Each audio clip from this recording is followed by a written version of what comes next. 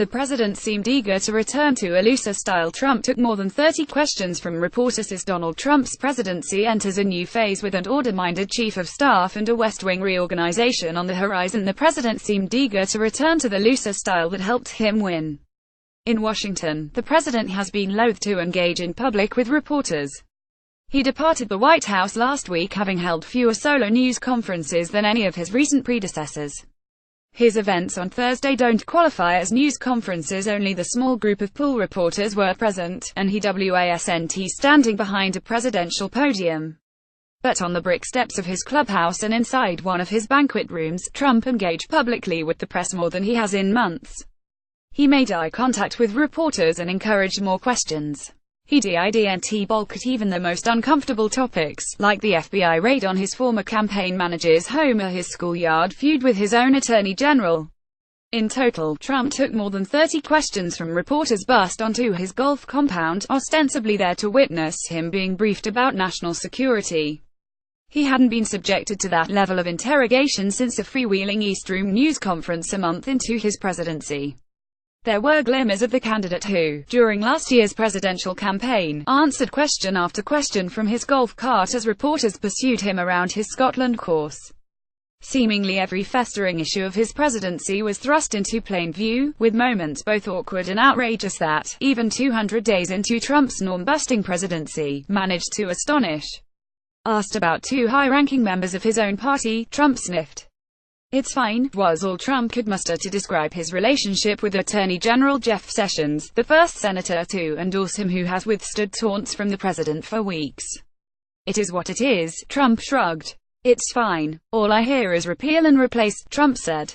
"And then I get there, and I said, where's the bill? I want to sign it, first day. And they don't have it," he sighed, with all the indignation of a person who's just learned their dry cleaning was lost. He was more enthusiastic about his embattled National Security Advisor H.R. McMaster, who has been subject of a right-wing assault led, his allies believe, by Trump's own strategist Steve Bannon. "He's our friend. He's my friend," Trump said as McMaster sat feet away, his jaw set.